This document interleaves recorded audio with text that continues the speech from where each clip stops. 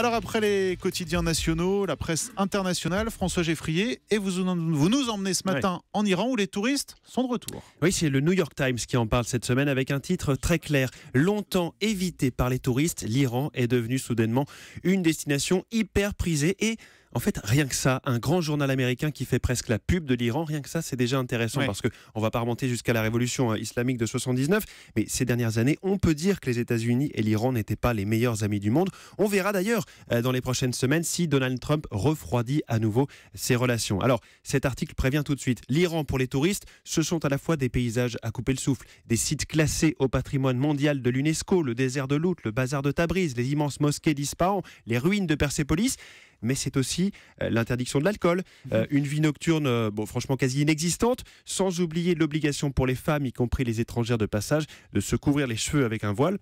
Vous voilà prévenu si la destination vous tente. Par ailleurs, l'Iran reste ce pays au régime politique fort, c'est le moins qu'on puisse dire, avec un guide suprême à sa tête et une définition plutôt vague de ce que doivent être les droits de l'homme. Mais alors avec tous ces inconvénients, François, pourquoi finalement aller visiter l'Iran ? Eh bien justement, il faut écouter ce qu'en dit Magali, une Française de 33 ans, originaire de Lyon, interrogée dans cet article du New York Times, car elle est en voyage en Iran, elle visite notamment Ispahan. Elle explique que le pays n'a rien à voir avec ce qu'on en connaît en France. Ce qui l'a fait venir, elle, c'est la richesse culturelle de l'Iran, sa longue histoire, sa population aussi jeune, cultivée, ouverte d'esprit. Et puis, c'est important, même si ça paraît un peu exagéré, Magali dit qu'elle se sent plus en sécurité dans les rues iraniennes qu'en France. Ces derniers mois, le tourisme connaît donc un coup d'accélérateur. Les sanctions internationales contre l'Iran en lien avec le nucléaire, ces sanctions sont levées depuis janvier. Les autorités iraniennes, autrefois méfiantes, accueillent désormais les touristes à bras ouverts, 5 millions l'an dernier, sans doute beaucoup plus cette année. Les visas durent désormais 3 mois et non plus seulement 2 semaines. Et les touristes français avec les Espagnols seraient parmi les plus représentés.